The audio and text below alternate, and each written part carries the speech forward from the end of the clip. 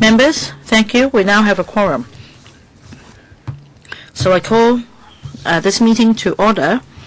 That is the subcommittee on the 3 regulations under the EACO. This is the second meeting.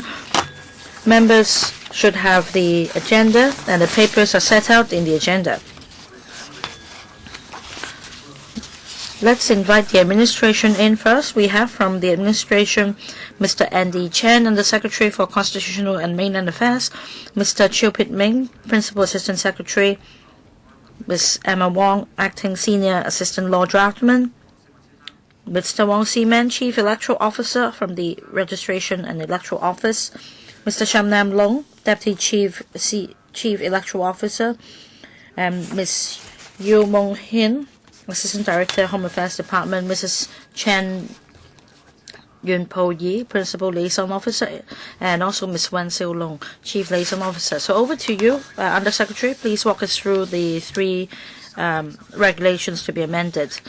I have 2 points to make. Very simply put, for this amendment exercise, when a voter moved from one home to another, address proof will be required to change the particulars. And second point, we're going to advance the statutory deadline for applications for change of registration particulars by 30 days. The objective is to improve the registration system to prevent a third party from changing the personal particulars of an elector without the elector's consent, because we at the moment rely on an honest declaration system. So if a third party impersonates a registered elector to change his particulars, it can easily be done. So with these amendments, we can improve the system. At the same time, we'd like to strike a balance. This amendment exercise relates to the address proof requirement for existing registered electors. For newly registered electors, at this stage, we're not going to introduce this amendment because we would like to strike a balance. We have a voluntary voter registration system in Hong Kong, and if we impose too many stringent requirements, it will have a deterrence effect. And therefore, we would like to apply the amendment to the existing registered electors first and see how it goes. Address proof may refer to utility bills and also statements of, say, your mobile phone subscription, other mobile phone or landline subscription. And for electors living with their family members, say students reaching the age of 18, if they're unable to provide address proof in the form of utility bills because they don't contain their names, then a simple declaration can be prepared for the family members to affirm that the elector lives with the family. And we have a simple declaration form available online. And there is also the final resort. An oath can be taken or affirmation can be taken at the district offices under the witness of the Commissioner of Oath or Justice of Peace. So we're going to make sure that the address proof requirement can apply to every elector. And if there is no objection, it will come into operation on the 1st of February 2018. Thank you, Under Secretary.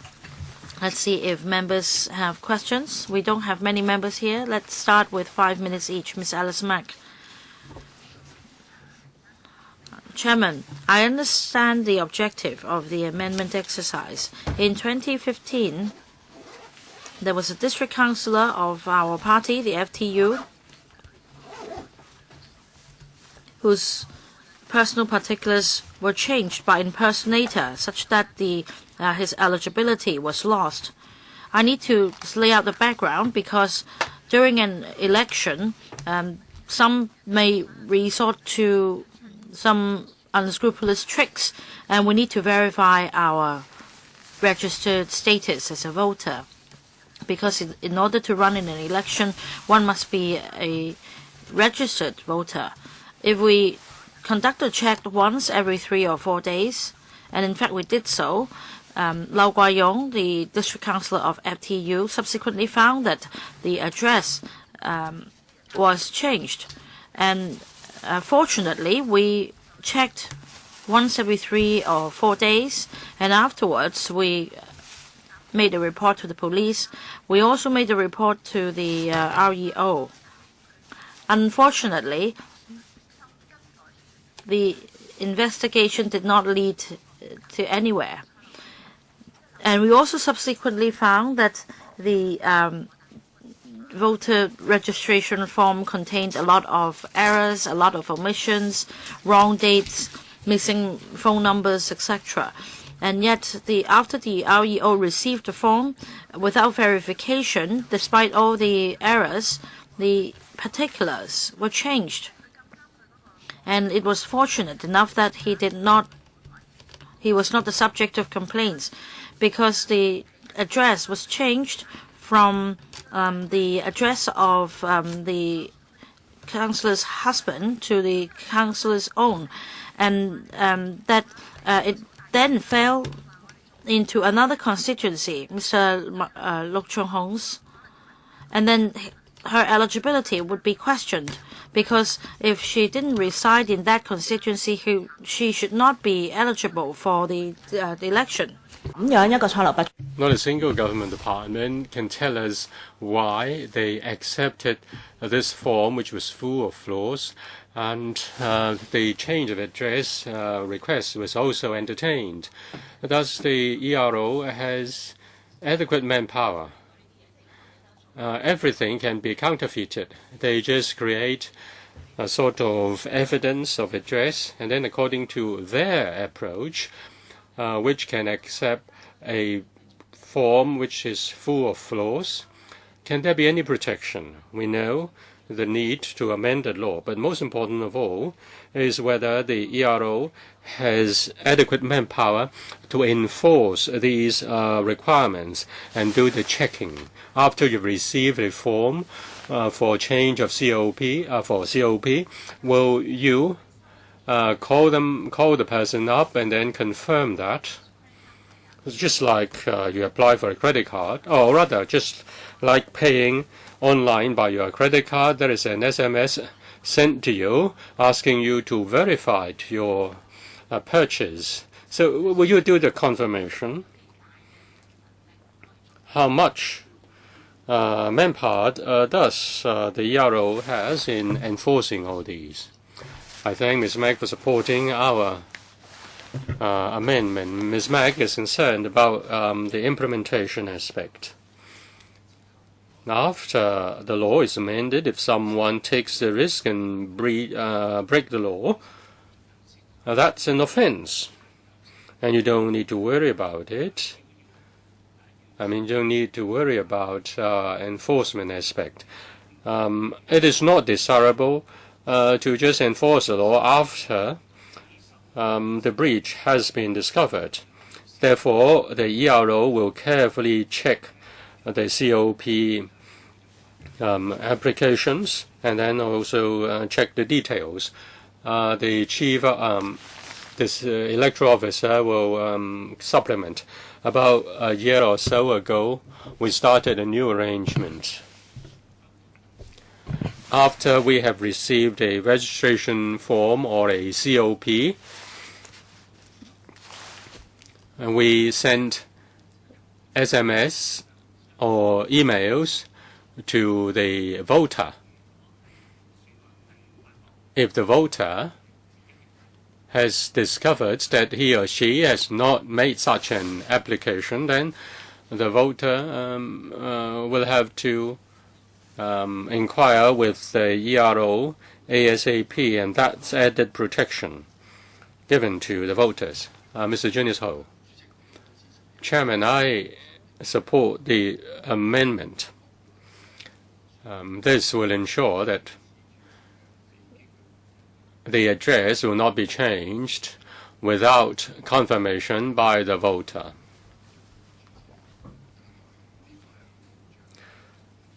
This is to safeguard the rights of the voters. But I don't understand the second proposal, which is the 30-day time limit. The election year is very important. The 2nd of July is important. 30 days before that, that is reasonable. But if it is not an election year, why you set the deadline in May? Well, with the advance of information technology, unless you need to have a full register or send the list to the candidates to do electioneering, is it really that would take time, of course. So if it is not in an election year, would that need so much time? Would that need 30 days?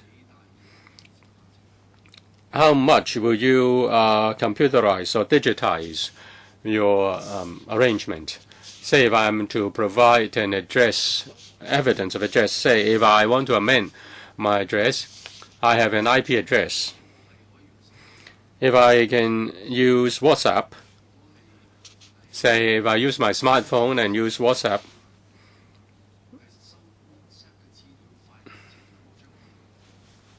and in fact everything is smooth and quick and correct.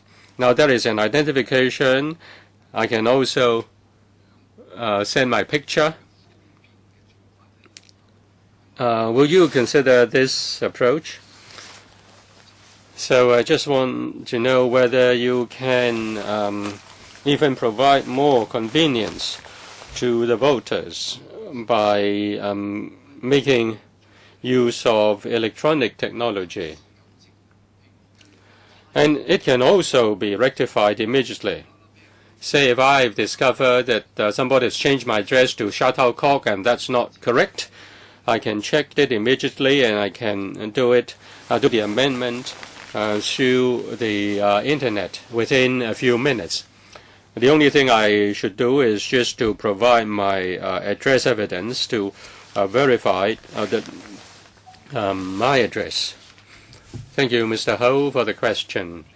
With regard to the use of IT, all the arrangement can be used by IT.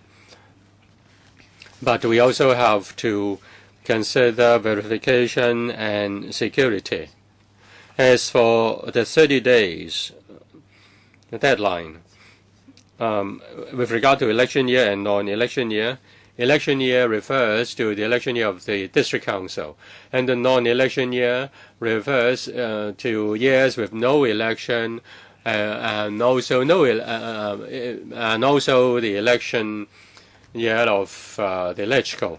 And we need to prepare for the electoral register for the LegCo election, and therefore we set it in May.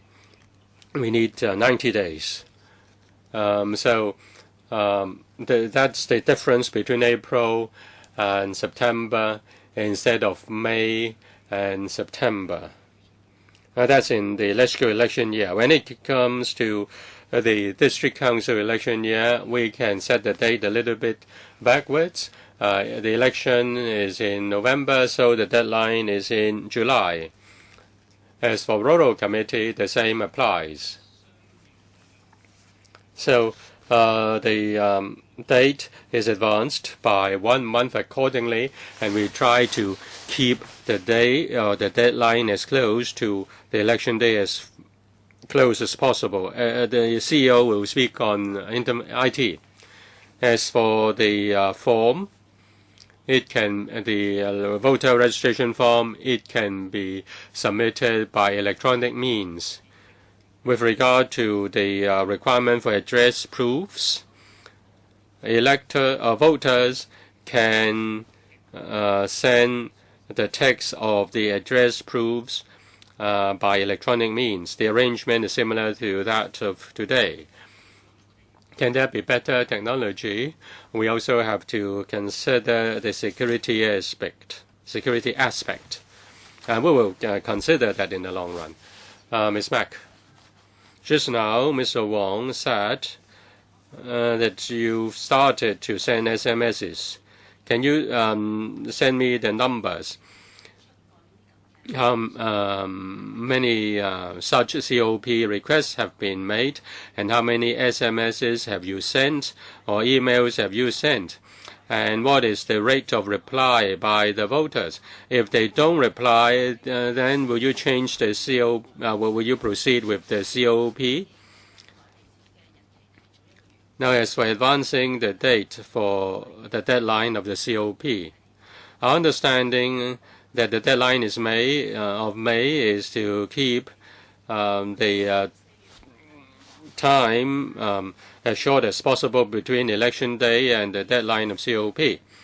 Now, if one can foresee that he is going to move his home in July, therefore in May he can change his address. He can vote in, say, September, after he has moved to the new home. But he cannot, with the present arrangement, with your proposed arrangement, he cannot change his address in advance. I asked Junius whether we can sign a declaration, but you cannot do so.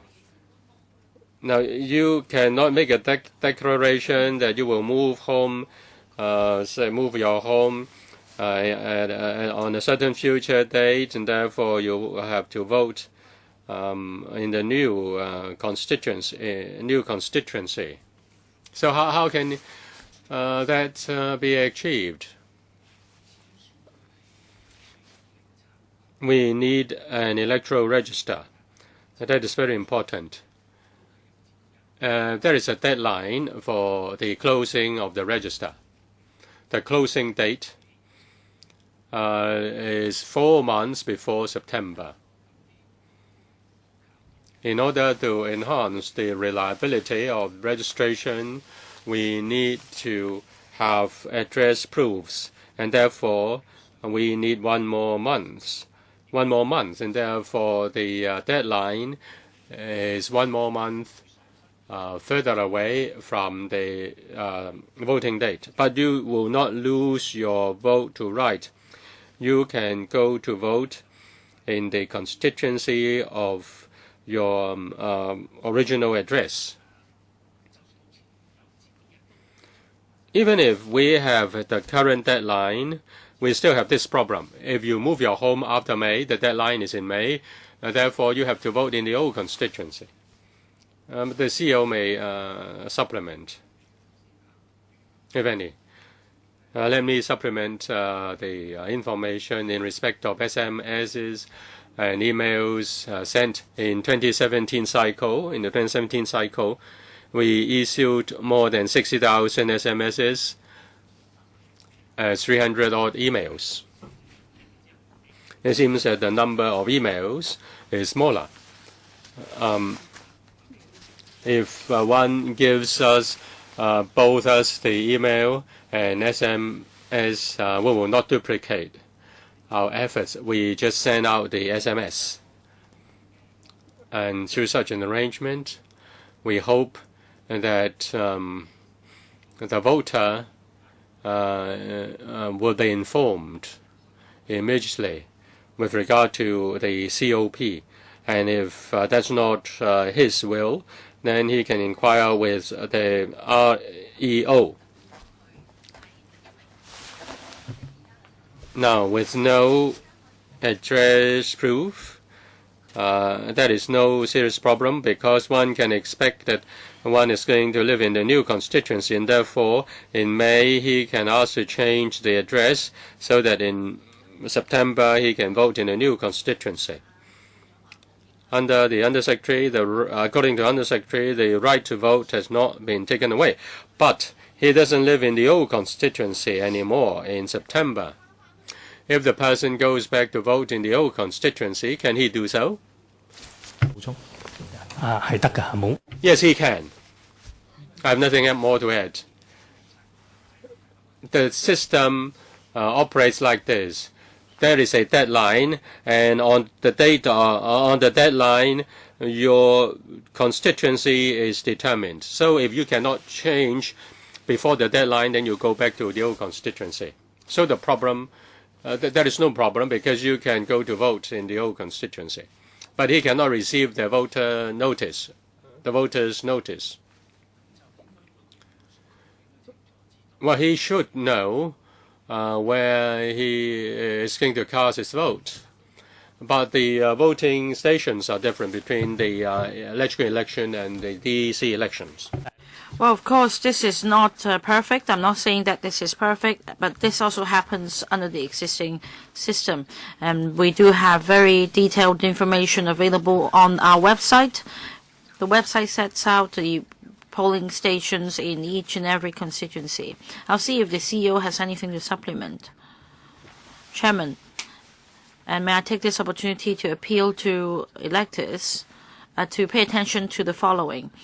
We usually would publish a press release when we send out polling cards. And if an elector hasn't received the polling card, then he should access our system on the internet to check which constituency he belongs and which polling station he should go to.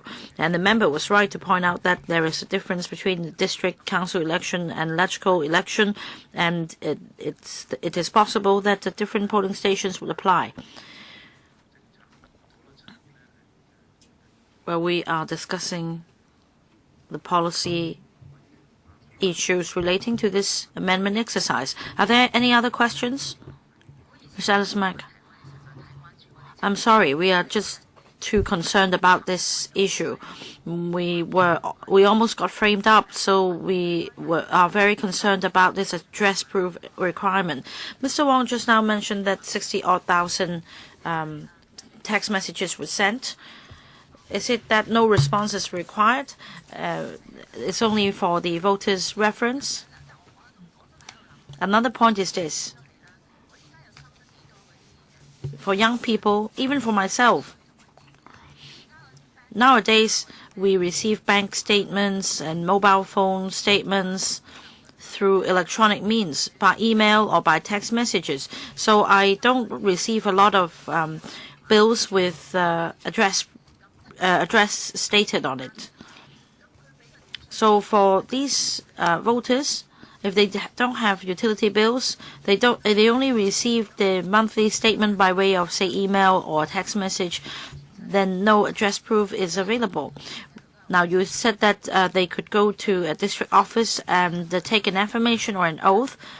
It is very cumbersome. You need to make an appointment, find available slots. We can, of course, set up street stalls helping them to go through it with it. But again, we cannot verify the information either. Is there a very simple way for the electors to provide the address proof such that they won't be disincentivized to change their address or to vote? Thank you, member, for the comment. We need to take a progressive and steady approach when we introduce a new policy. For new voters, we're not going to apply this new requirement on them. May I reassure members that although you may want to have a more convenient way of changing the particulars or finding a proof of address, we have district offices in all of the 18 districts, and the appointments are available. And we do have a Justice of Peace as the Commissioner of Oath. Now, for the declaration form, you can actually seek the help of your family member. You can just download the form from the REO's website. Say you can provide the utility bill with the name of your parents on it as proof of address if you live with them. So it's not very cumbersome. Well, mobile phone subscription, of course, the statement may come in the form of text message. It may not carry the address. That may be the case. But in fact, the carrier may still prepare monthly statements online. It's just that they're not mailed to the electors. Mr. Wong hasn't answered me. Is it that new reply is required after sending text messages? After sending text messages, if an elector does not reply, we will not take any follow-up action because it is taken that the elector should have received the message. Well, Mr. Wong, I think perhaps you should consider it. I don't know whether this would make your job more difficult. Because, say, for banks, they may send you a message and then you need to reply whether you have carried out this transaction, and you should reply by pressing 1 for yes, 2 for no, etc., so that the sender would know that it has been received. For elderly voters, they might not even understand what the message is about.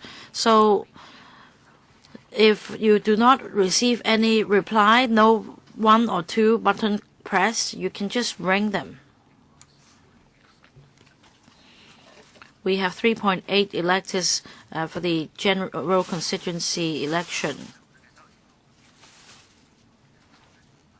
And we have the mobile phone numbers of some 2 million electors, just 60% of all the voters. So if no phone number is provided, I'm afraid we cannot do as you say. So that means no text message can be sent if you do not have the phone numbers of all the voters. And you cannot guarantee that the change of address can be provided. They probably won't even give you email address either.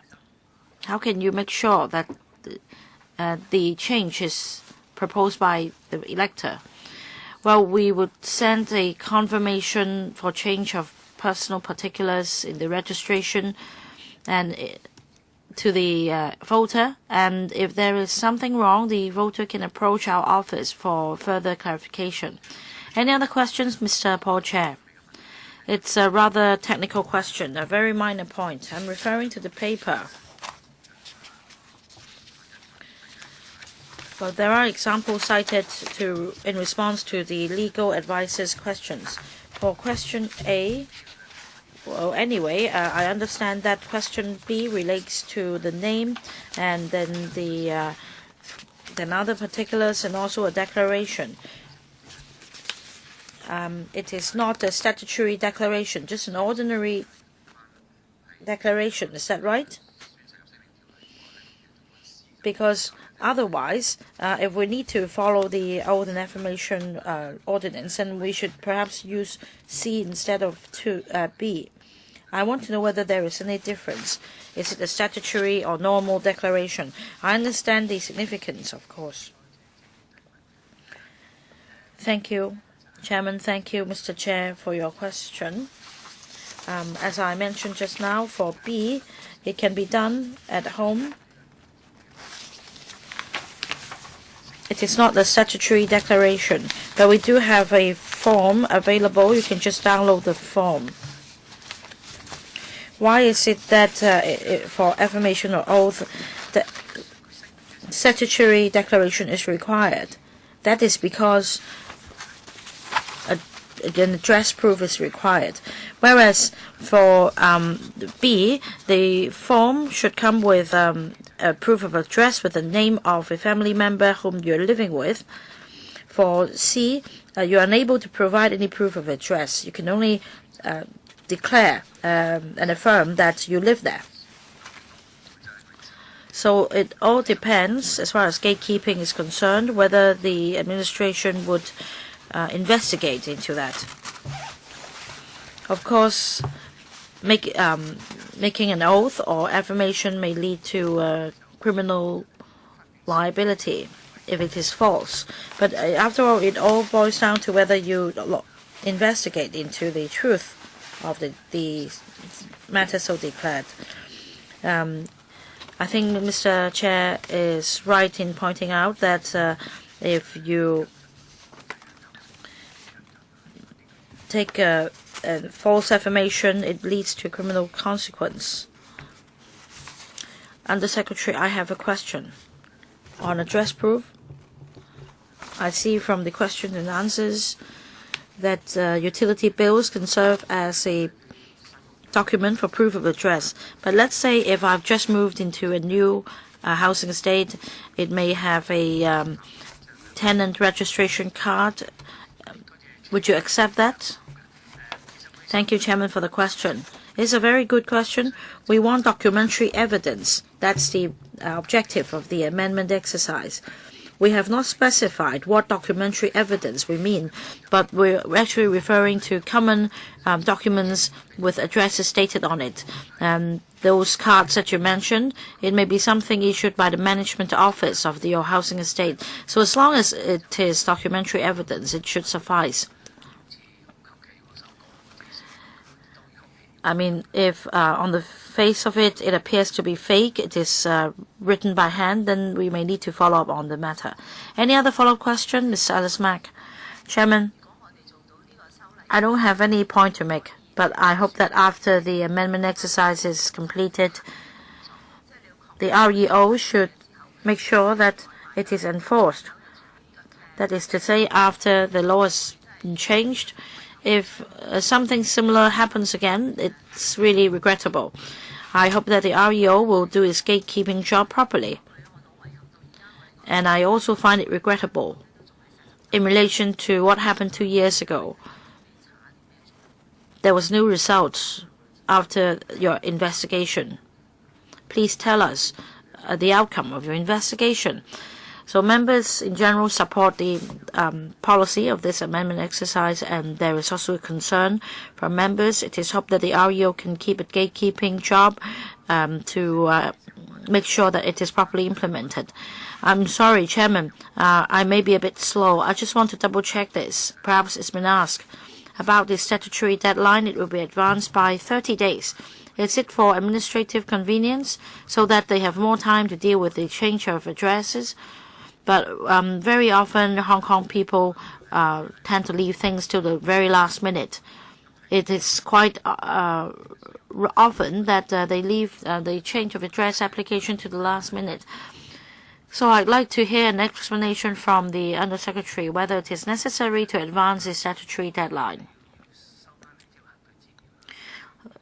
Now, what we need to do is to, after receiving an application, check the particulars and verify the address and see any follow-up action is required. And if follow-up action is required, we need to give time for the elector to respond. So we have just 1 month's time to complete that, and we need to ensure due process. It is a very tight and compressed time frame.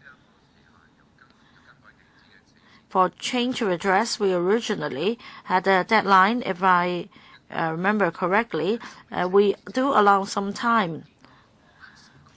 But at that time, there is no proof of address requirement. We don't need to verify any address. It's an honor system. We rely on an elector's declaration, and we basically accept the information proffered by the voters because it's a voluntary voter registration system. The voters' register is also available for public inspection. And any objection will be received directly. And we are now introducing a new requirement. Well, we're going to advance the statutory deadline by 30 days, but I wonder, in the case of any hardship, it seems you are not given any discretion to relax the statutory deadline. A statutory deadline is important to a fair election. Otherwise, there may be other disputes. I think that we can put in place this arrangement first, that after you've changed the address, you'll be required to provide a proof of address. For new registration, for newly registered voters, in the future, we'll see if the system, it should be improved. If there are no other questions, then we have completed discussing the policy aspect of the proposal. We can now move on to the clause-by-clause scrutiny. And that's CB bracket 2298/1718 bracket 01 to bracket 03, the marked up copies.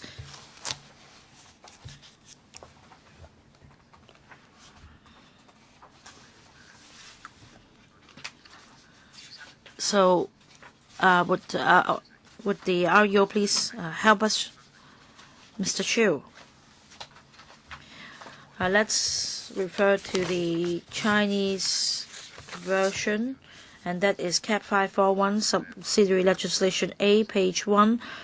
On the first page, interpretation, we will delete application, because application in the future will not be confined to those made under Section 4.1, but also application in relation to change of address. So this will be deleted. Any questions on this point, members? Well, if not, we move on. The next amendment is on page 30003. The amendment is to amend 4B of the interpretation, and that's about the certain reference to date, and we have added a new provision in response to which is in relation to a new provision. This is a technical amendment. Any queries? Our legal advisor. Thank you, Chairman. With regard to Table 1, apart from adding reference to new amendments, all provisions have been deleted. 21B, Roman 5, 2A, and also 11.5B, Roman 1 and 2B, capital B. With regard to the references here, no mention has been made. So can the administration explain? Thank you for the question. Let me explain this. 11.5 refers to change of particulars as requested by the voters. This part has been deleted. The remaining 11.5 is the corrections to be done by the ERO out of his own initiative. The request to change person particulars have been put in 10A, and the amendments in 10A have already been incorporated in this draft. Any questions from members? If not, then we will move on. Chairman. The next amendment is on page 5. This is Section 3, subsection 4, and there is an amendment.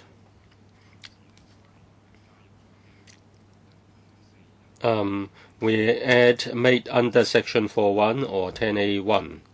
This is consequential to the amendments 10A1, and we will go into the details later.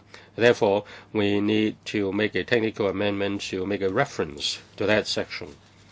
Any question from members? If not, then let us move on. Chairman, the next is on page 7. This is an amendment by adding a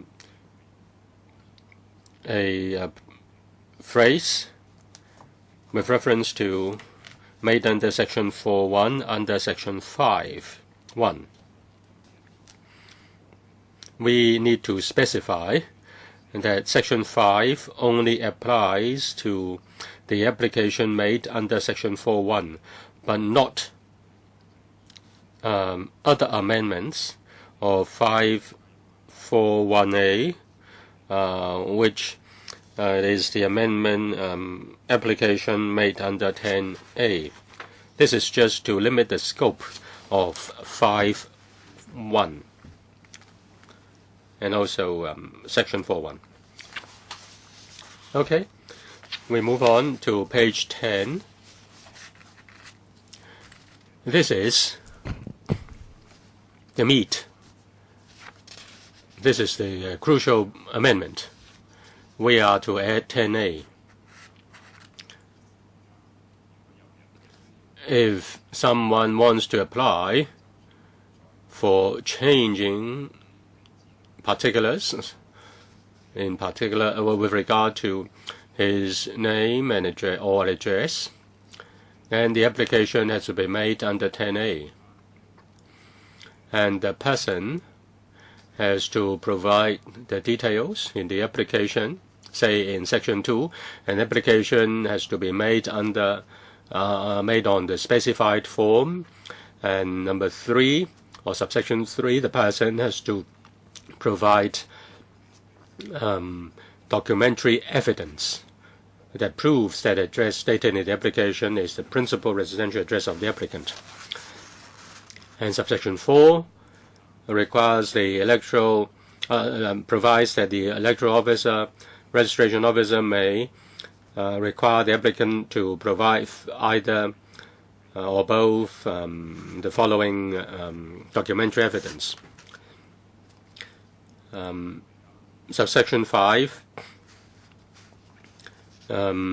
is in respect of the provision of further specified information and also the deadline, that is the 1st 11th July that follows the making of requirement falls in District Council election year, and in other case the 1st 11th May. And subsection 6, 7, 8, and 9 provides for the things to be done by the ERO, whether he is satisfied with the application or he refuses the application. Any questions from members, Mr. Chair? I don't know whether it's a matter of wording.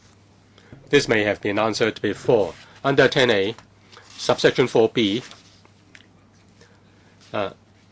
Chinese but in English incorrect with regard to the current address.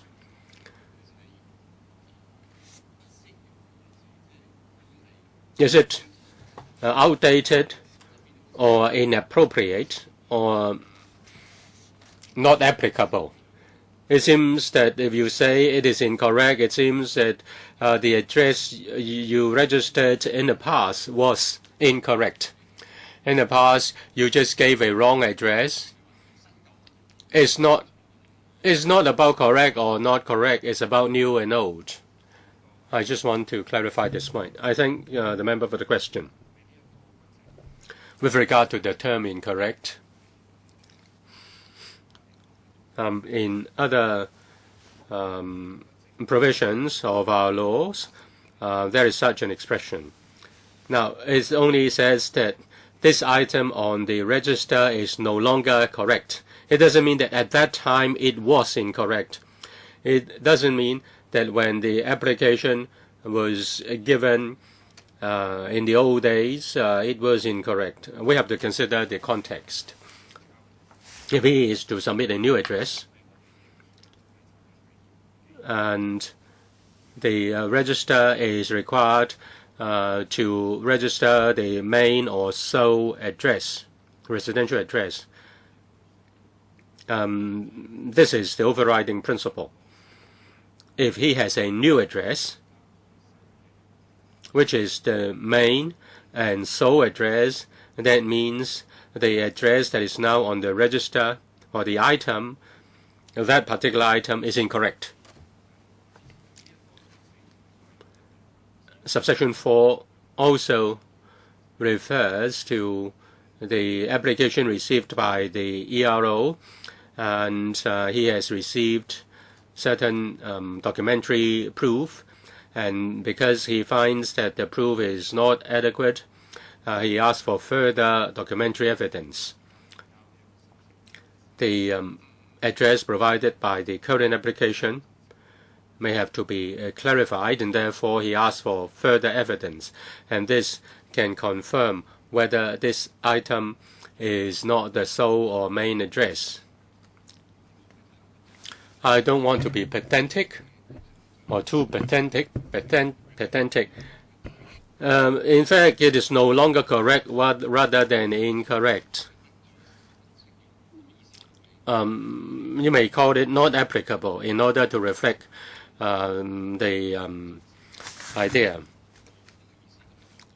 I think there is a problem if you use the term incorrect. It should be no longer correct, incorrect, or not applicable.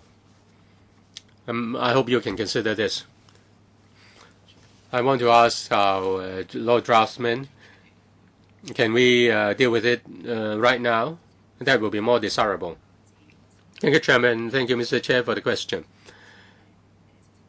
I agree with Mr. Chiu in respect of his explanation.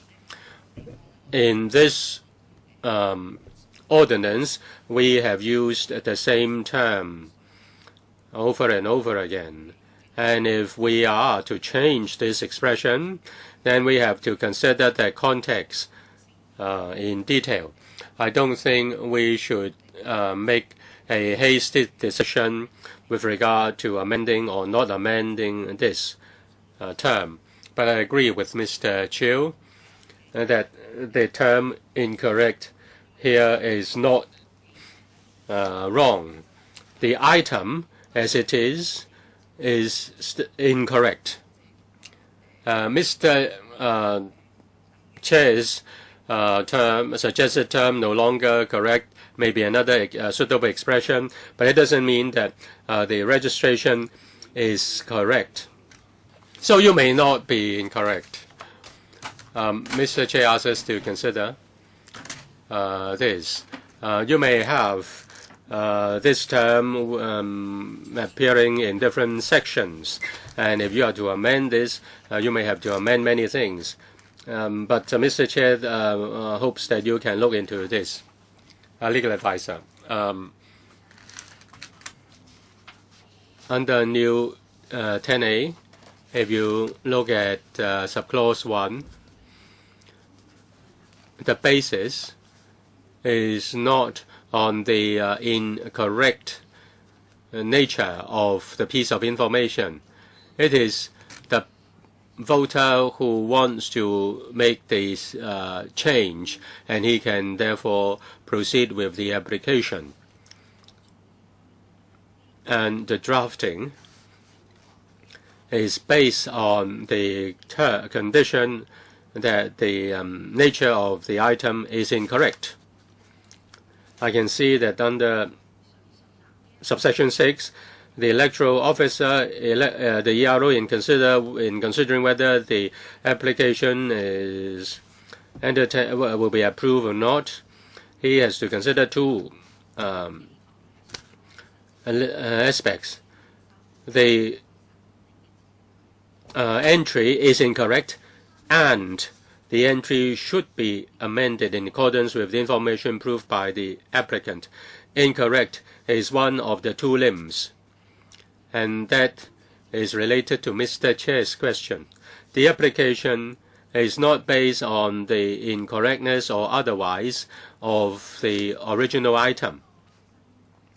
The voter is asked to prove that the new address is wrong, and he is asked to prove that the old address is incorrect or the old entry is incorrect, and then he has to provide double documentary evidence. And in fact, we have raised this question with the administration. Maybe they can explain to the member further. Chairman, let me try to explain this because it is rather technical. The legal advisor has made reference to subsection 6. Under subsection 6, there are two limbs, A and B, which says that the existing final register is incorrect and the entry should be amended in accordance with the information provided by the applicant. Everything in the register should be correct, and we can only change the address unless there is evidence to prove that the new address is correct. So there is a need to confirm first that the address on the register is incorrect. A person can only have one main and sole residential address, and if he has a new main and sole residential address, and then we can say that the old address in the register is incorrect. Say if a person has submitted an application for changing the address, his address.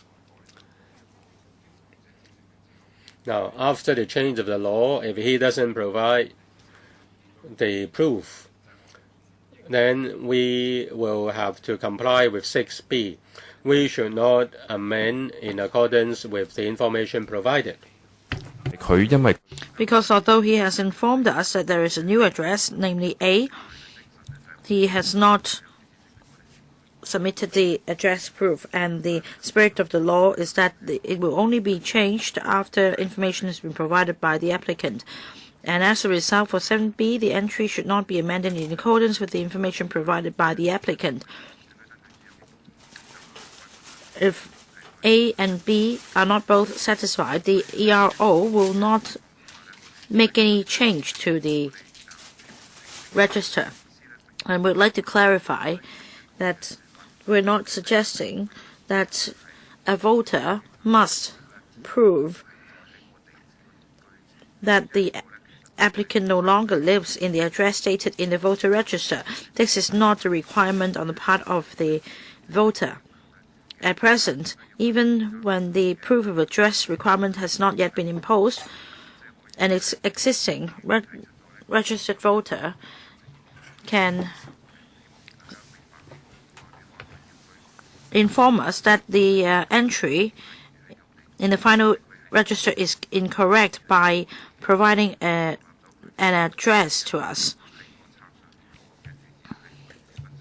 So by providing the proof of address of the voter, we'll be able to confirm that the entry relating to the applicant in the final register is incorrect. Chairman, may I also supplement? I think we're referring to two pieces of information. First, the address in the form of an address proof, and second, the entry in the voter register. And the concept, it seems, is being used interchangeably with the other. It is true that the address belongs to the applicant, but it is questionable whether the address contained in the register is correct. Because if the change of address is has not taken place, then the entry may still be regarded as correct. May I reassure members that it is not the voter's fault as such. If the voter hasn't moved from one home to another, then so be it. But only when all the formalities have been completed, namely the provision of a proof of address, will the entry be corrected. Registrations open throughout the VR cycle. I think on the part of liability, this point is clear. Any other questions from members? If not, next one. Next. May I refer members to page 12? Still on 10 capital A. I'd like to refer to one point, subsection 12, about the deadline, because it states that after introducing the proof of address requirement in the future, a voter who wishes to change the entry should observe the requirement because it will take effect on the 1st of February 2018. The statutory deadline will be the 2nd of April 2018, namely for this year. As for the year subsequent to the DC election year, it will be as set out in 12B1 after 2nd of April the preceding year, but 2 no later than the 2nd of June in the current year.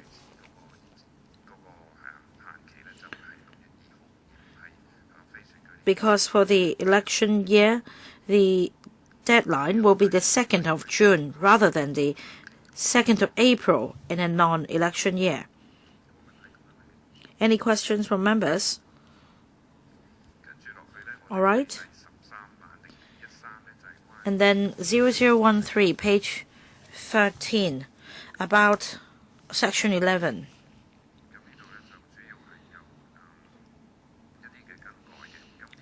We are making changes,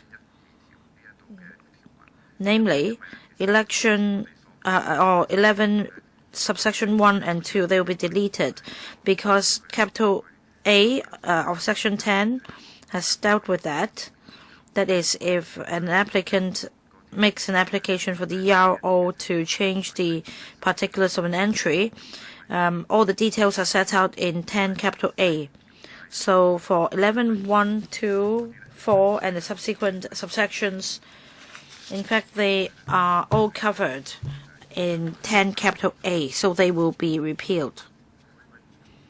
Questions, members? Next. Page 14, similar to what I said just now for subsections 6 and 7, because they have been referred to in 10 capital A in relation to the deadlines, so they will also be repealed. Next.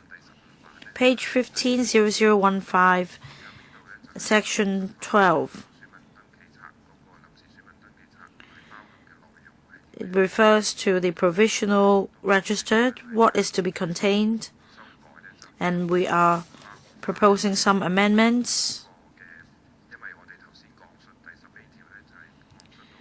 For 10 capital A, we refer to some deadlines, and these subsections also made references to the deadline, and we need to make corresponding changes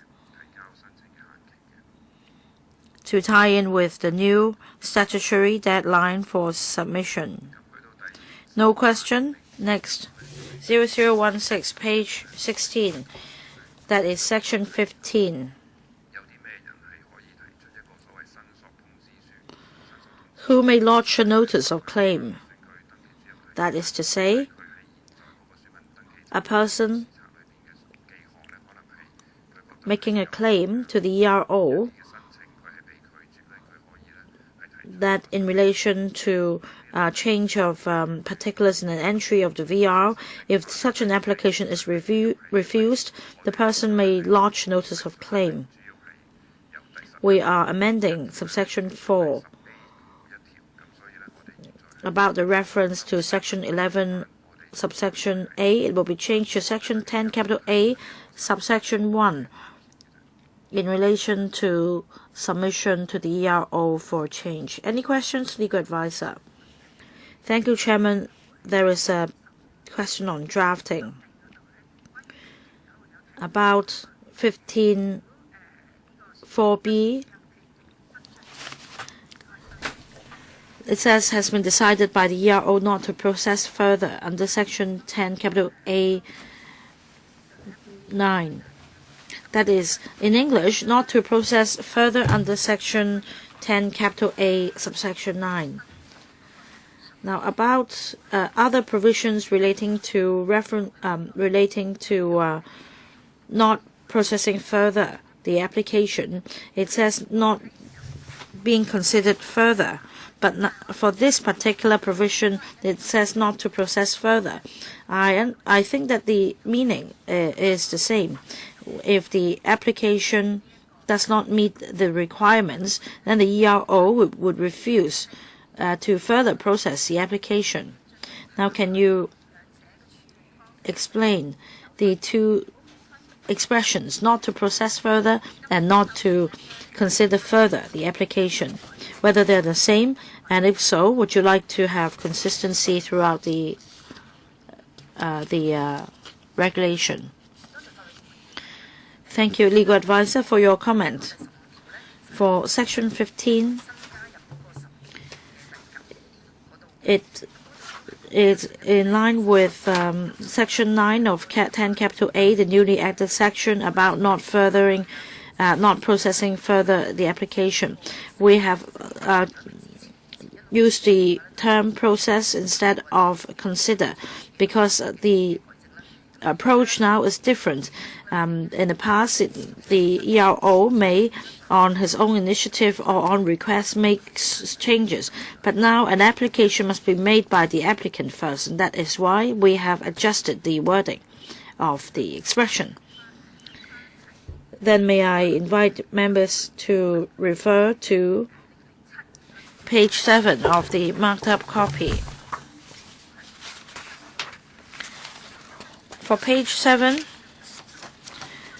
the application is made by the applicant to the ERO. So it is similar to what is happening here in Section 15 about providing further particulars in relation to the application. Perhaps members can refer to page 7, Section 5, about the ERO to determine whether or not the applicant is eligible for registration and may ask for additional information. So if we look at subsection 3 of section 5, it says when the ERO makes a requirement under subsection 2, that officer must also inform the applicant in writing, and then following that, A, B, if the applicant does not furnish the particulars or proof within the specified period, or B, if the ERO is not satisfied with its furnished particulars of proof, and that officer may decide not to consider the application further. So the word used is consider.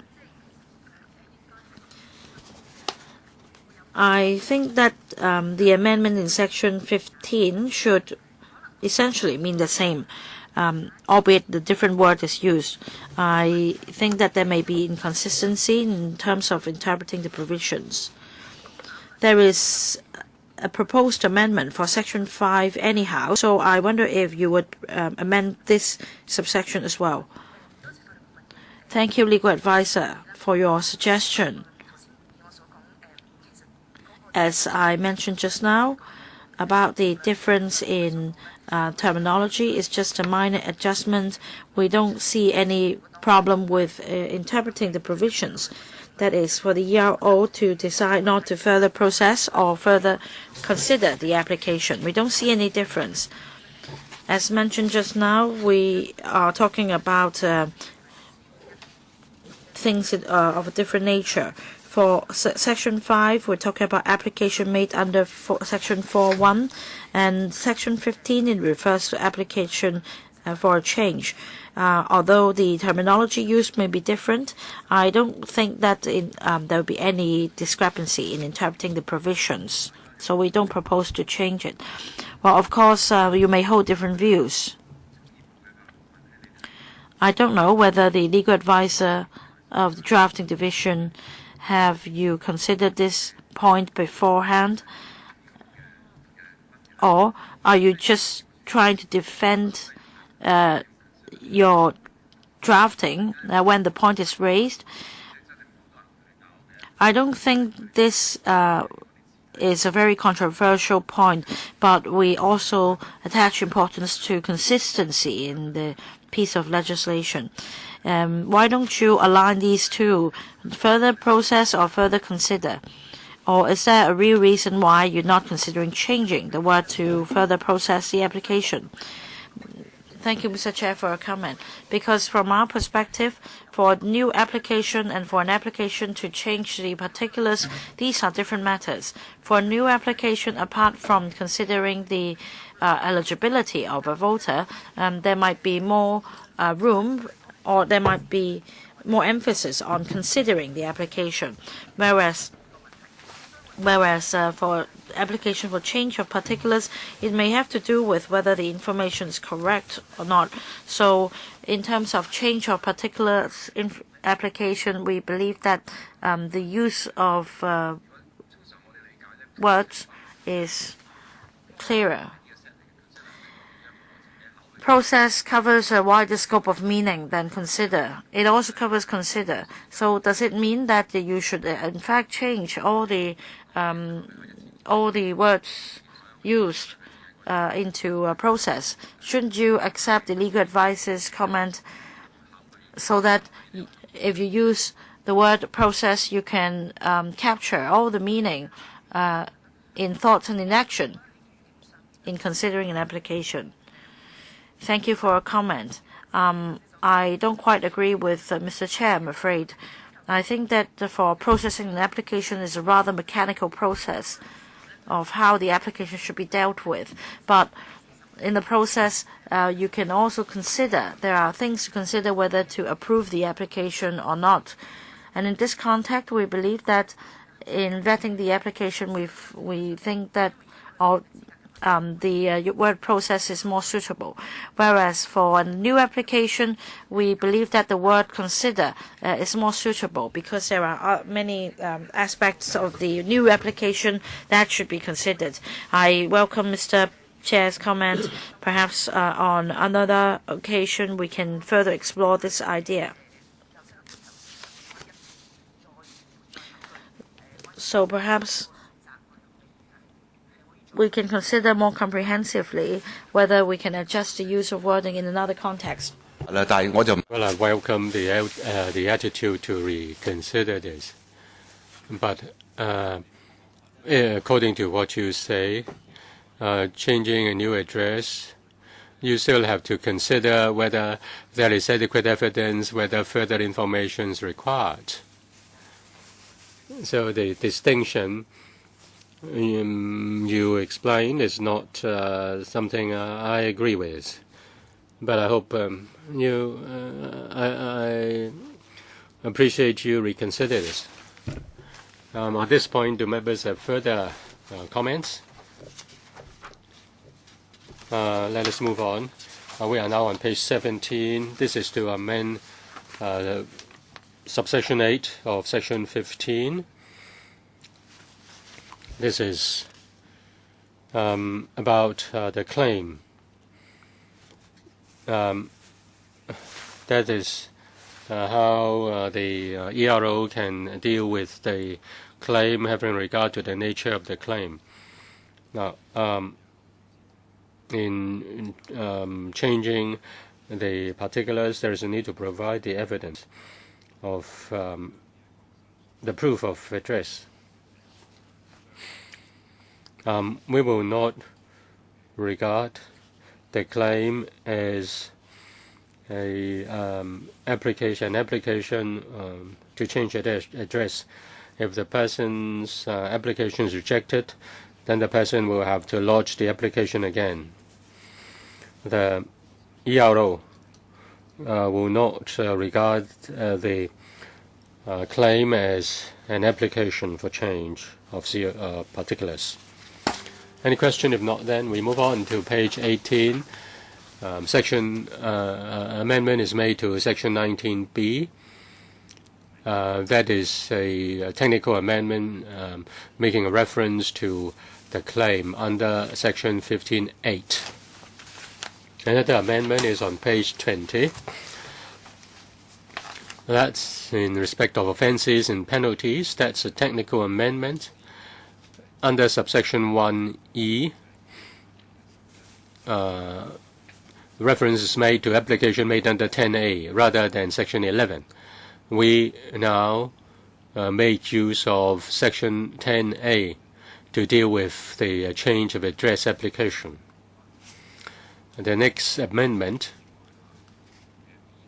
under 2B or to 2B is to refer to the notice referred to in subsection 1. This is a technical amendment too.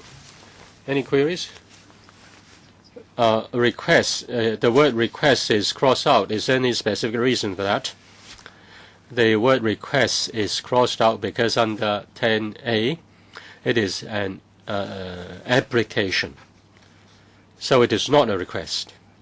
Therefore, under 22(1, request is no longer appropriate. Therefore, we cross out the word request. Any further questions? Thank you. Next item. Page 22. Amendment to section 23(1). That is, make available the specified forms referred to in section 10A. Any questions? If not, then we've completed the clause-by-clause study of subleg A. If we have no question on subleg A, then we move on to subleg B.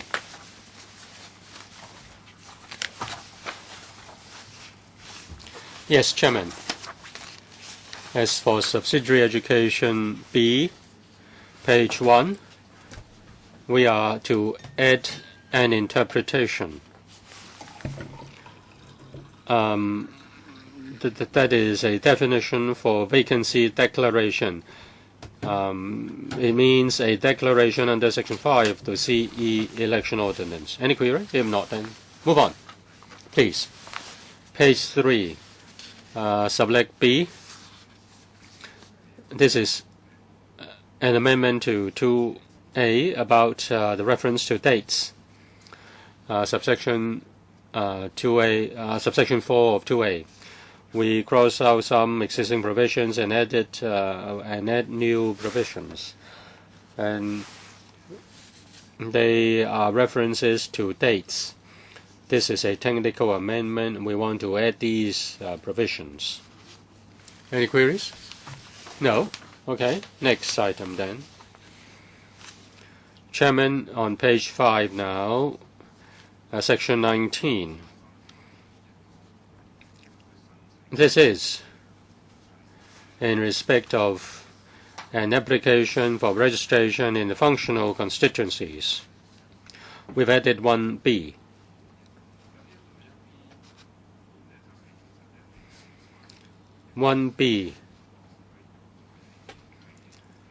It is about this. If a person is not an FC elector and he now makes an application as an FC voter, then under 1B, the address refers to the address. This is a new application under FC.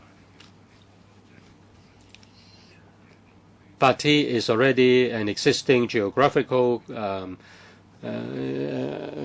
constituency voter, and now he applies for a functional to be a voter of the functional constituency, and if his address is different from the address in the existing register, then we will regard it as an application for change of address.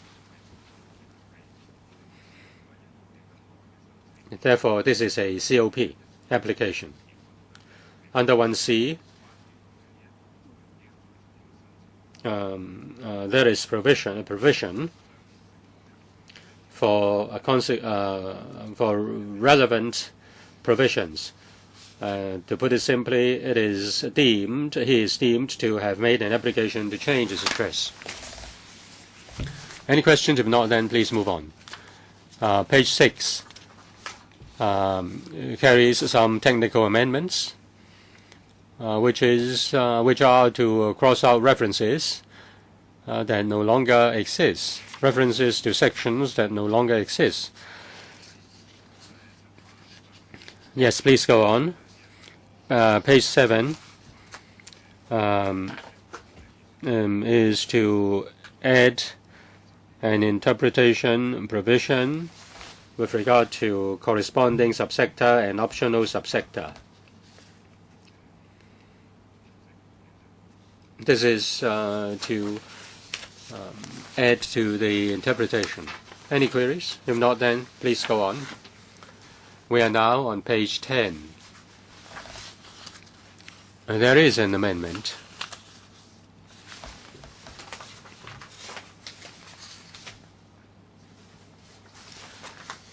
This is an amendment to 21(7)(b). We are to add 7b to section 21. If an application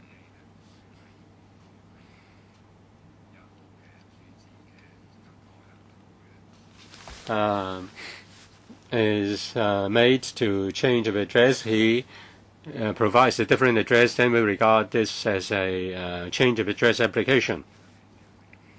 If the ERO refuses the change application, then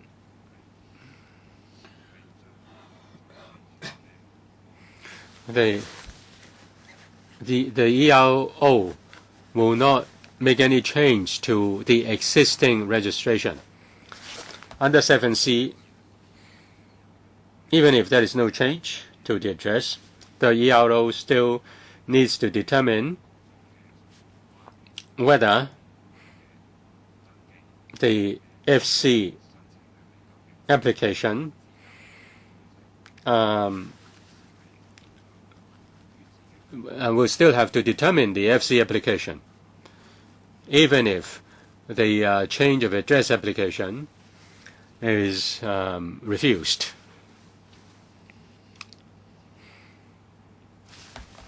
Any queries? No? Yes, legal advisor. Well, it's the same point. It's about not to process. Under Section 21, the two descriptions appear at the same time. Say the electoral officer, having considered the above, will not further consider the application. And under 10, members may refer to the same page, not to consider an application further. And under the new provision 7b, decides not to process the change application further. In the same section, two drafting wording appear together. I thank the legal advisor for raising the question. As I've explained earlier, in Section 21, the provision says about the refers to the consideration of a new application or not, and 7b deals with the handling of a change application. Therefore, we use the term process, and there is no legal problem with that. Mr. Chair. Yes, I follow the question of the legal advisor. Under 7b, it says that decides not to process. And after B, he must proceed to make a determination under subsection 1. Even if you don't process it, you still have to consider this. You make a determination, you still have to consider this. So should you not, therefore, consider how you are going to process it? Thank you, Mr. Chair, for the question. As I've said, with regard to the determination under subsection 1, it is about the FC constituency application. Now here is about a person who applies to be a member of a FC, a voter of a FC. And if his address is different from the address in the geographical constituency, then we regard these also as a request to change the address. But as for Mr. Chair's question, we will consider whether we need to make a comprehensive amendment on another occasion. Mr. Chair, do you have further questions? No. Thank you. Okay, let us move on if members don't have further questions. Chairman, page 16 now.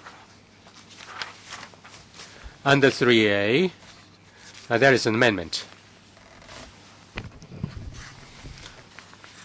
The vacancy declaration has been dealt with under Section 2.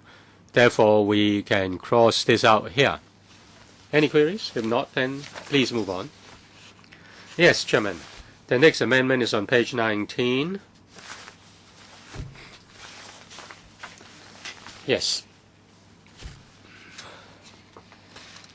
It deals with the electoral registration officers' amendments or changes to the particulars in an existing register.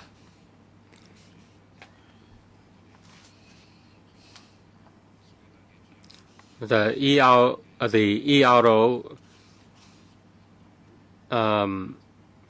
has to deal with an application to change his name and his main address. He will have to work according to 1A and 1B.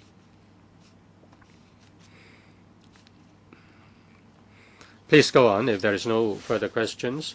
The following amendments are just technical. Any questions? 繼續，跟住係第20版就係002。Page 200020. The amendment is the addition of 4 capital A, referring to the statutory deadline. It is similar to the deadline under Cap 451A, and that is for district council election year and non-district council election year. The deadline will be the 2nd of April and 2nd of June respectively. Any questions? Please continue. Next, page 21.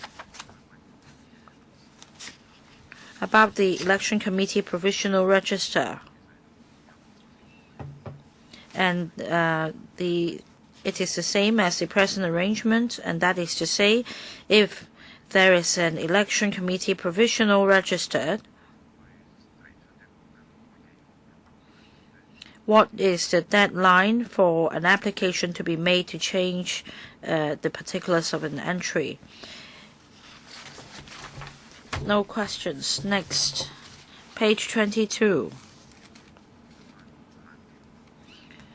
Again, referring to the deadline. The deadline would be the 2nd of May.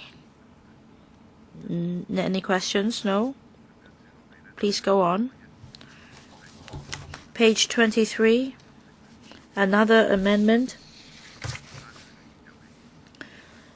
The existing 5E will be repealed. There will be a new 5E to replace that, referring to the Election Committee Provisional Register and the deadline for applying for changing the Provisional Register. Again, there is no substantial difference between the existing arrangement and the new arrangement. It's just a drafting improvement. Next. Page 24.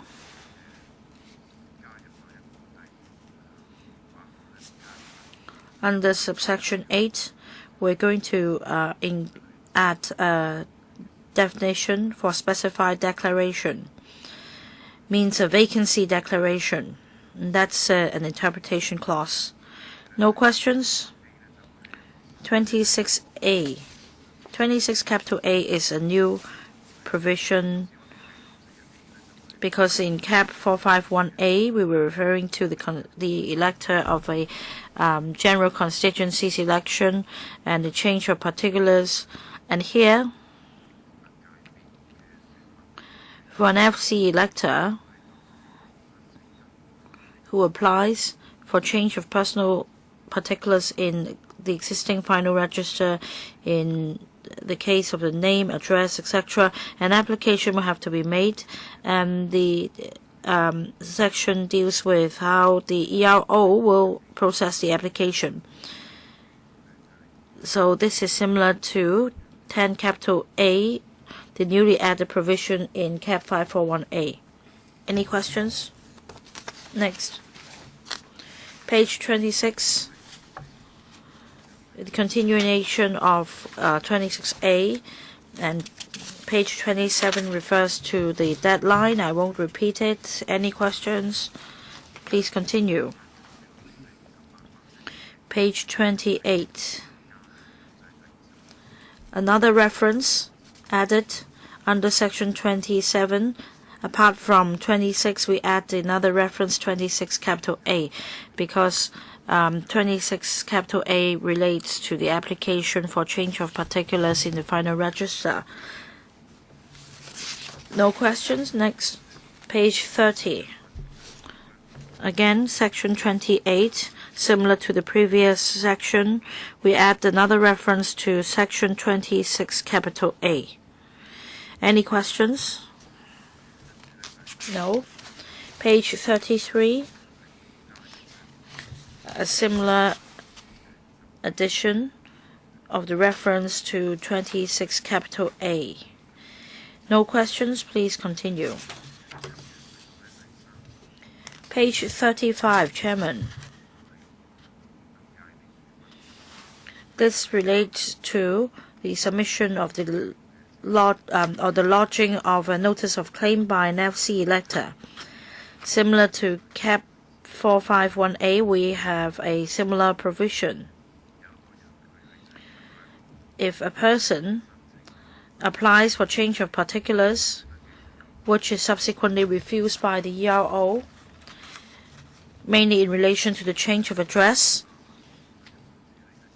and if the application is refused such that the application is not further processed, the applicant then lodge a claim, and this provision relates to his right to lodge a claim. No questions? Next one.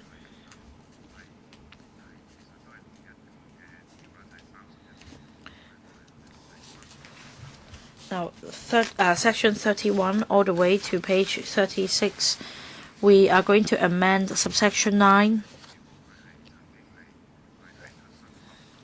And if a person files a claim, and after the claim has been received by the ERO relating to the request for change of address, then in the next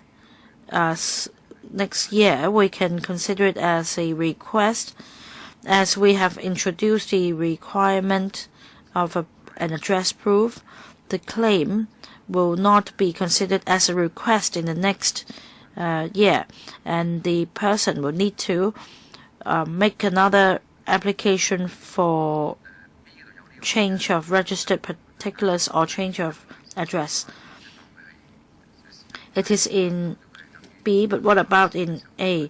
That is to say, if a claim is subsequently made, it's not regarded as a request for change of address. For 9 capital A,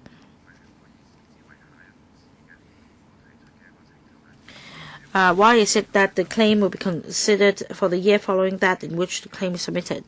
Because it does not involve change of address. For example, the request may have to do with switching from functional constituency A to functional constituency B. For such requests, they can be brought forward to the next year for processing. Any other questions? If not, next. Page 37. Chairman, it's a technical amendment. We are going to add a reference to 9 capital A. Any questions? Next one. Page 38.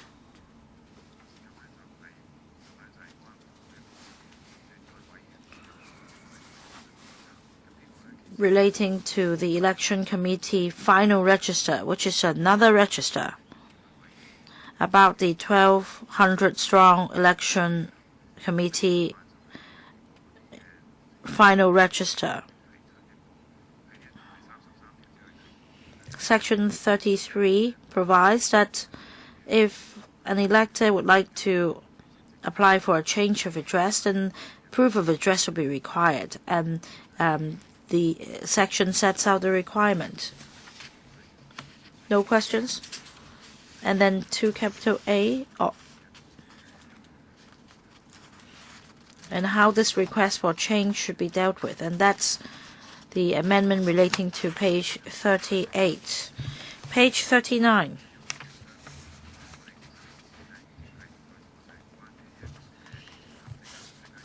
Previously, we discussed the Chief Executive Election Ordinance. In relation to the vacancy declaration, it has been provided in the interpretation section, so we propose to delete this reference. No questions? Please continue. Page 40, Section 42, Offences and Penalties. We propose to add the reference to Section 26, capital A, about change of address. Any questions? No, please continue. Page 43, Section 43. Another technical amendment. We are going to add 26 capital A subsection 2. This section relates to the EROs providing specified forms, and we're adding the relevant references. All right, if there are no questions, let's move on to the third piece of regulation. That is Cap 541, Subsidiary Legislation K. Chairman. Page 1, Cap 541, Subsidiary Legislation K. Cap 541K. First amendment, we propose to repeal the interpretation for application, because application now is not confined to those made under Section 9, but also application for change of address. Any questions? Please continue. Page 3. Page 3 contains a table. It is a technical amendment for provisions relating to some dates. Well, we're going to have new provisions, Section 19, capital A, for example. So we propose a technical amendment to include these sections. If there are no questions, next one. Page 4. About entries in existing villages register and market towns register. For Section 4, subsection 2, because apart from application made under Section 9, bracket 1, we also have application made under 19, capital A, bracket 1. We propose to change that, change the provision such that the principal residential address is to be recorded in the language in which it appears on the applications made as mentioned just now. No questions? Next, for subsection 4, again, we propose some corresponding amendments to the word application. Page 5, a similar amendment. Entries in indigenous villages and composite indigenous villages register. Similar to my explanation to Section 4. For application made under Section 9(1) or Section 19, capital A, bracket 1, again, the language, the principal residential address is to be recorded in the language in which it appears on the form. Legal advisor. For the new 5B, there is a condition. If the person has provided to the ERO the person's principal residential address, or the correspondence address, but not the principal residential address, and then the correspondence address. I notice there is an interpretation in Cap 541 sublege K. There is an interpretation for correspondence address. In Chinese, the character for the word meaning correspondence is different.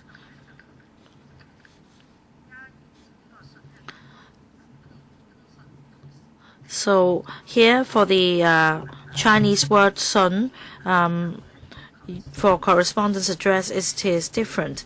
Well, for the original provision in the principal ordinance, the term use is in fact different. Now is correspondence address.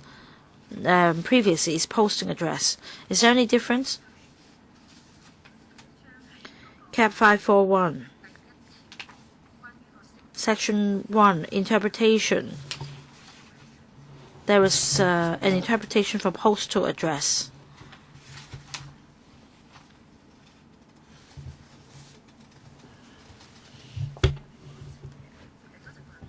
Thank you, legal advisor, for the question. I do not have the principal ordinance with me at the moment, but according to the legal advisor, I think that there is inconsistency in both the Chinese and English terminology. In English, there is postal address, but here it is correspondence address. Now we are referring to indigenous villages and composite indigenous villages.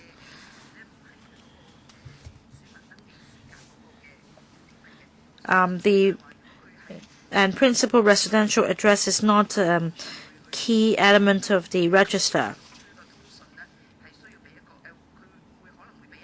So if correspondence is required with the ERO, they may need to provide a correspondence address, and that is why we propose the term correspondence. If the principal ordinance suggests postal address,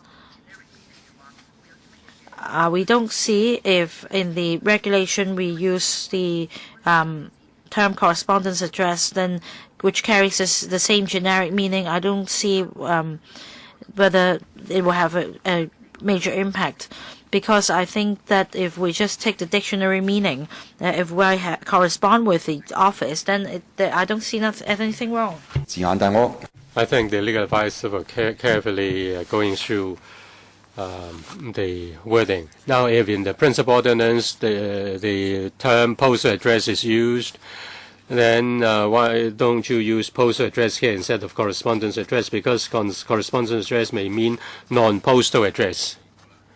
Well, it's easy to get it passed here, but it will cause a lot of arguments in a court case. Now, in the principal ordinance, we have to consider in what context postal address is used. Just now, the legal advisor raised a question. This is an amendment to the subleg. We have not looked into the wording of the principal ordinance. We can go back and look into this. If it is necessary and if it affects the legal effect, then we will make an amendment. This is a generic term, and we think apparently it will not cause any serious problem. But of course, I will look into the principal ordinance in terms of the context of the wording. But apparently, this is a generic term as far as correspondence address is concerned, and there will not be any serious problem of legal interpretation. But anyways, we'll look into the principal ordinance. Yes, you have to look into that. You should be consistent. The wording should be consistent with the principal ordinance. Any further questions from members? 喺新訂條例嘅第4條嗰度咧。Now under subsection 4. In comparison with existing section 4, there's an amendment. If the application form, the main address has not been provided, then the applicant signs in Chinese, then the name will be recorded in Chinese. If you look at the old provision it appears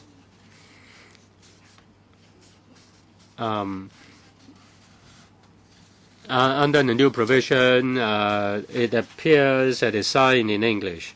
It appears that it's signed in Chinese, but in the old provision, it just said that he signs in Chinese.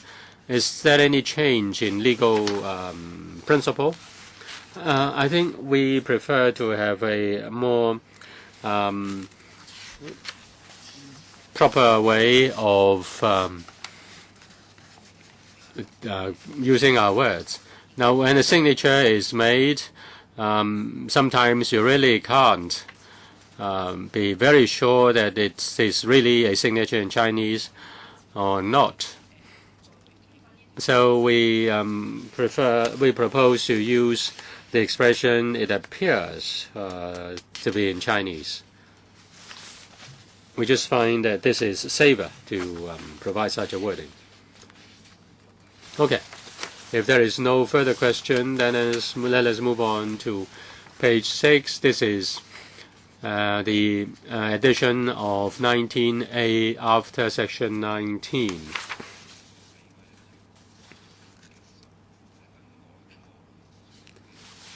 That is in respect of change of particulars in the register.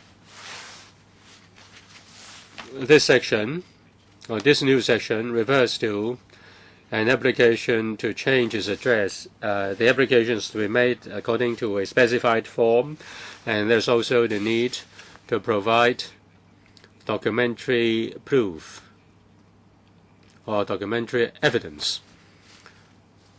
It is similar to the two previous subsidiary pieces of subsidiary legislation. Any queries? If not, then please move on.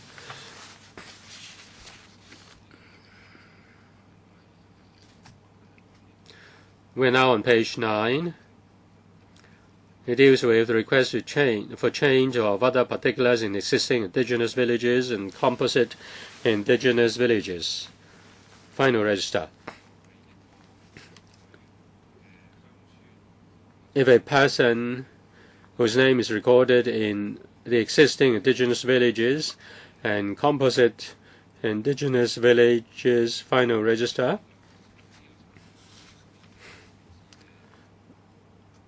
the address,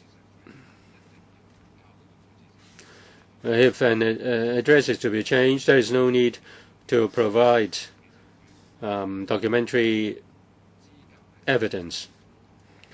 The qualification of the voter has nothing to do with the main and sole residential address.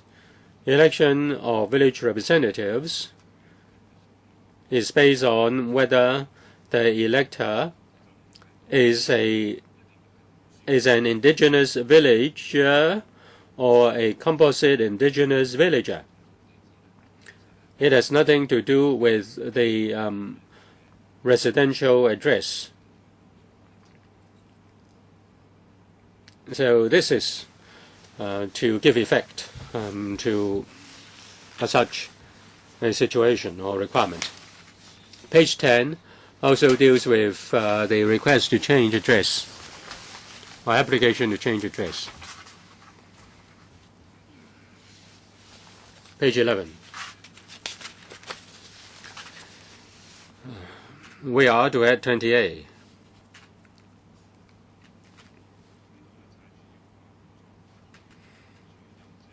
The ERO may have obtained information through various means and has found that there are certain things incorrect in the register, then he can amend the register and correct the information on the register. Any queries? No. Please move on. Page 20, section 21. What to be contained in provisional register. These are technical amendments.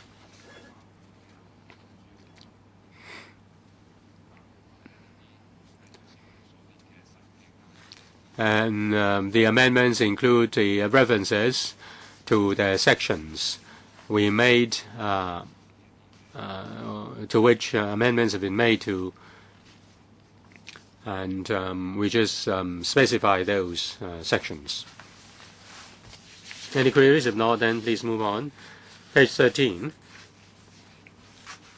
Page 13 deals with who may make a claim. This is corresponding to applications under 19A. If they make a certain application and if the application is refused, then a claim can be made. This is reflected in section 24. Any amendment? Any questions? No. Please move on. We're now on page 15. Section 25. is about the lodging of a claim. If the ERO has received a claim, then he can regard the claim as a request to change. If the request is made under Section 21, then the claim can be regarded as a request to change. But if he wants to make an application that requires documentary evidence, then that application will not be automatically regarded as an application to change in the next electoral cycle.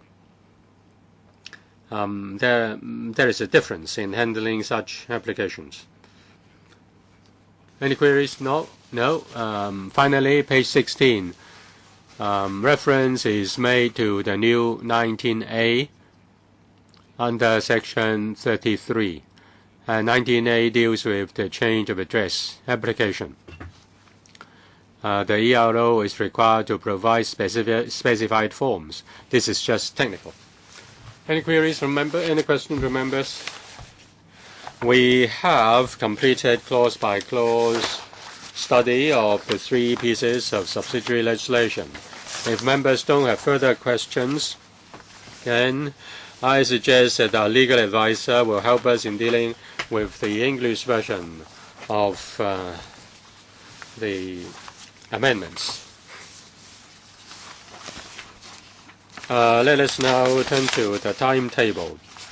According to the decision of the subcommittee, I, in the capacity of the chairman, will move to extend the scrutiny period to the 13th of December 2017.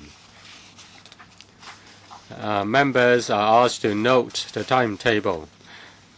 The termination, the end date of the scrutiny period scrutiny is 13th December.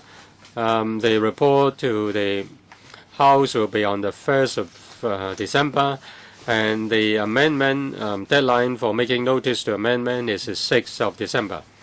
So if it's agreeable, I will submit a written report to the House on the 1st of December on the discussion of this subcommittee. As for the term corresponding address and postal address, and also the Chinese word son, this is technical, and please give us a reply in writing. This is a technical issue, and if we can deal with the Chinese word son, then do we need to extend the date? If we can answer your question, then we don't need to extend the date. It's only this single word that is outstanding. Well, if technically there is no need to extend the date, then we better not extend the date. That's a suggestion. We'll go back to study that.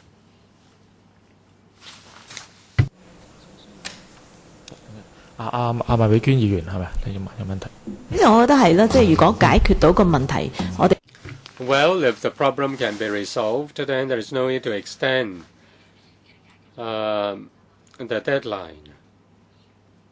And we will not have any further meeting anyway.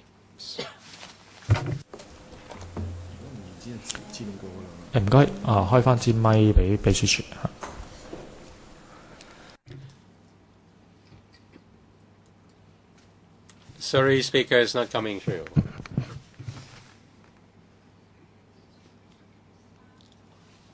There is a need to make a report on the 3rd of November, if there is no extension. But our first meeting was on the 3rd of November, so we cannot report to the House, and there is a need to extend the deadline. Ms. Mack, the extension is in respect of report to the House Committee.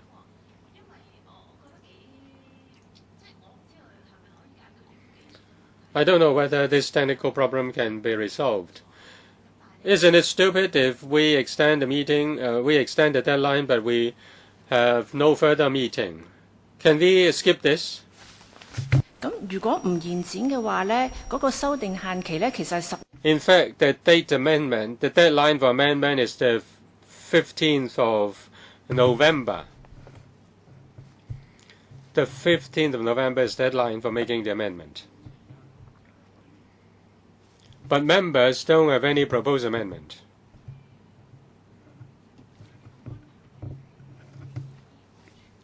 The present arrangement can still provide the opportunity to anyone who wants to move any amendment. You cannot rule out any member who would like to move any amendment. Well, during the meeting, I have not received any member asking for making any CSA. We've gone through clause-by-clause study, and it seems that we have accepted the suggestion of the administration. So, will the administration be moving amendments? Well, let me explain my take, and I'll also hear from Mr. Chair. On the spot, the law draftsman has commented that it should not have any legal implications. But that's just off-the-hand comment. Perhaps she can go back and see if a change is necessary. And I think the responsibility lies with the administration. We can go back and expeditiously give you a reply, perhaps by tomorrow morning.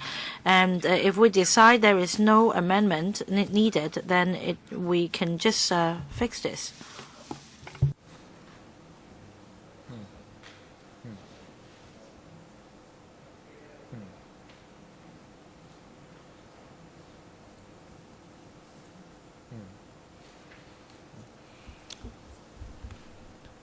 You may first of all need to extend the meeting. Yes, we need to extend the meeting by 15 minutes. All right, we'll extend the meeting to discuss whether we should extend the scrutiny period. According to Madam Clerk, apart from the subcommittee, other members of this council are entitled to move amendments, and they may do so, and we need to consider whether it is necessary to extend the scrutiny period. So I think we should discuss how this should be dealt with. The subcommittee members have not proposed any amendment, and on the face of it, apart from one Chinese character, the administration does not intend to move other amendments. Now, what is left is whether other members may move amendments.